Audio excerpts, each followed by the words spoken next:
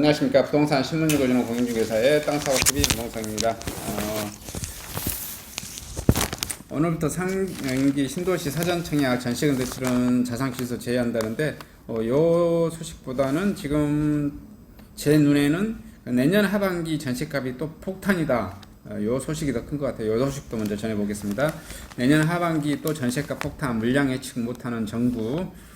전월세 신고제 뒤늦게 시행 계약갱신 통계 활용 못하고 있습니다. 지난해 7월 31일 시행된 계약갱신 청구권제와 전월세 상한제 등 임대차법 입법 여파로 최근 1년 새 전세값이 폭등했고 내년에는 시장 불안이 더 심해질 것이라는 전망이 나옵니다. 지난해 하반기 계약갱신 청구권이 시행된 계약이 내년 하반기에 만료돼 시장이 쏟아져서 상황이 이런데도 정부는 어느 지역에서 얼마만큼 신규 전세 계약이 예정되는지 가늠조차 못하고 있고요.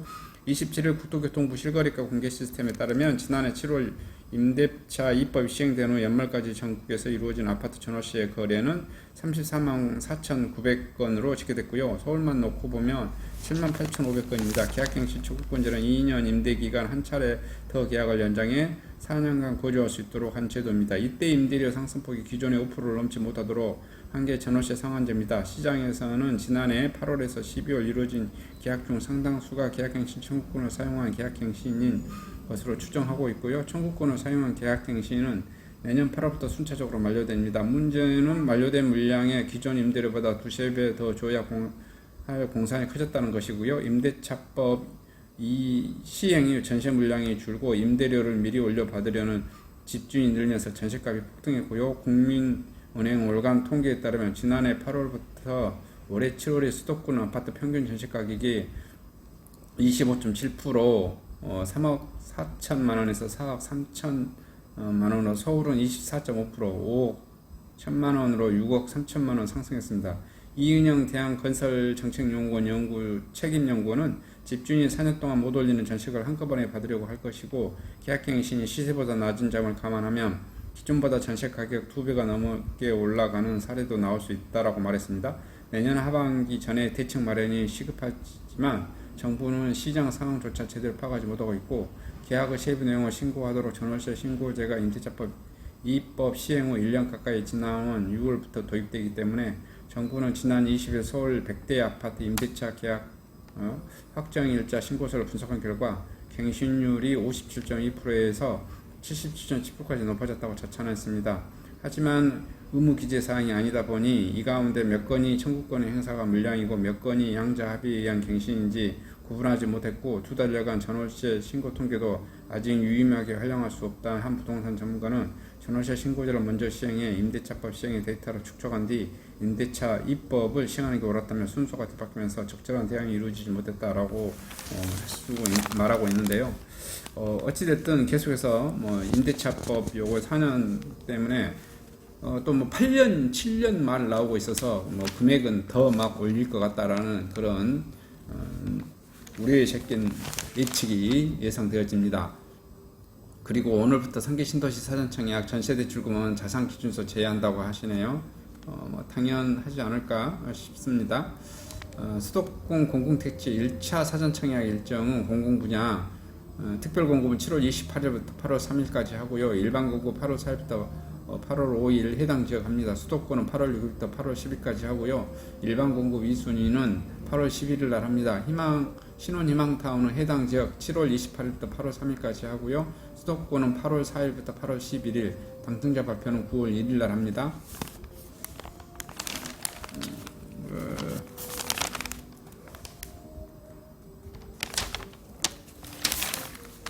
그다음에 이제 오세훈포 용산 속도정 공공주택을 줄이고 초고층 업무지구를 더 넓히겠다고 하네요.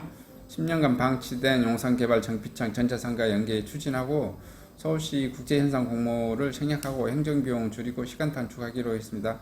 곧바로 가이드라인을 내놓기로 했고요. 국토부 공공주택 공급계획에 서울시 1만원 넣는 건 무리다. 정부 시 의견차 갈등을 예고되고 있다. 이런 소식이네요. 그 다음에 공공주택 집값은 달라도 삶의 무게의 질은 똑같아. 김연아 SH공사 사장 후보자의 당면 과제입니다. 과제 공공임대주택 인식제고 설계 시공 품질 관리 강화하고요. 공공재개발 신뢰도를 제거하며 비리지공 원스트라이크 아웃제를 시행하고 재산 등록 의무화를 하겠다. 임대주택 24만 가구 비용 부담을 노후 임대주택 관리 모델을 수립하겠고 택지 부족 해결 마련을 위해서 컴팩트 시티 소규모 정비 사업을 추진하겠다. 임대주택 부정평가를 개선하고 SH가 주거복지의 주도에 큰 그림을 그리겠다. 기존 발언 개인재산 넣고 여당 일시적 시위에서 난타 당하고 있다라는 소식이네요. 그리고 남양주 1년에서 성남 2년 청양마다 다른 거주 요건이 지금 되고 있습니다. 오늘부터 4,333가구 사전 청약하고 있고요. 3기 신도시 인천 계양 1,050가구 지역별 우선 공급 요건 따져봐야 합니다.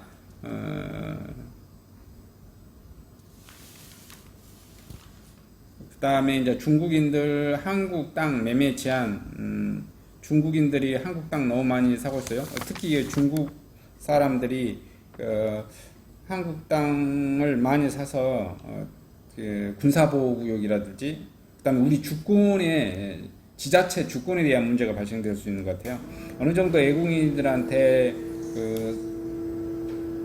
토지 주택을 살 수 있는데 상한선 가이드라인은 10%나 20% 전체 물량에서 이렇게 좀 가이드라인은 있어야 될 것 같다는 생각이 들어요.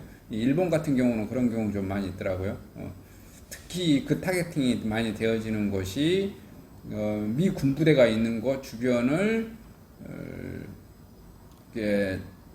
조선족이나 중국인들이 많이 사서 그 다음에 어떻게 해버리냐면 그 시장을 갈아치우죠. 시장을 갈아치우고 시의원들을 중국인으로 중국인의 의사를 대변할 수 있는 사람으로 갈아치운 다음에 관련된 법을 조례를 계속 내놓는다든지 아니면 거기 군사 보호에 관련 것을 계속 태클을 건다든지 이런 문제가 계속해서 발생되어지는 것 같아요.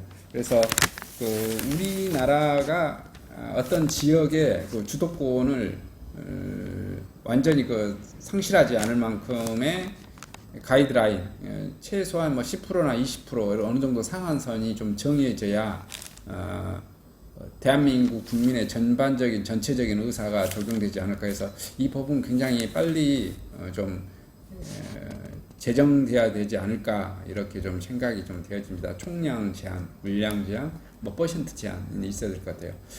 특히 평택 같은 경우 지금 미군 부대가 있는데 그 평택 같은 경우도 지금 중국인들이 많이 몰려와서 거기 주변 땅들을 사고 많이 사고 난 다음에 어떻게 하신다? 그렇죠. 자치제의 미군을 반대하는 또는 또 어떤 우리 한미 동맹을 위해하는 또는 그거하고 상관없이 어떤 특정 지역에 중국인들이 너무 과도하게 개입해서 자기네 중국의 관련 법이라든지 중국의 의사를 실행하려고 하는 여러 곳에서 국내를 분열로 만들어가는 그런 형태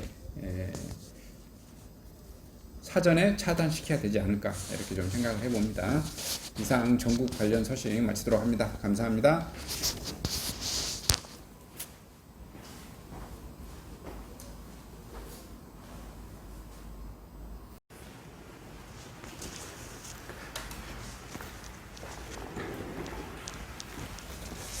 안녕하십니까.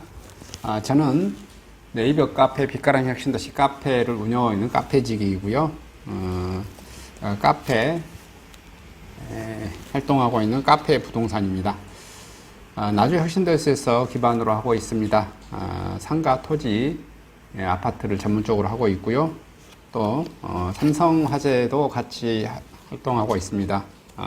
상가 통해서 임대차 매매하신 다음에 화재보험 같이 가입하시면 중개수수료 절반 정도 할인해 드립니다. 그리고 삼성화재의 의료실비, 운전자 보험, 자동차 보험, 화재보험, 적금, 치아보험, 연금보험, 상해보험, 통합보험, 자녀보험, 간병보험, 당뇨보험 이런 것도 모두 한꺼번에 취급하고 있습니다.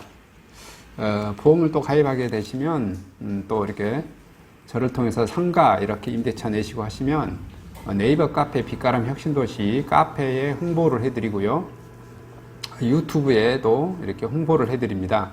그리고 이벤트 행사를 해서 여러분의 매장에 손님들이 찾아갈 수 있도록 이렇게 해드리고 있습니다. 물론 이벤트 비용은 제가 부담해 드립니다. 저를 통해서 많은 사업 같이 윈윈할 수 있도록 도움을 주셨으면 감사하겠습니다.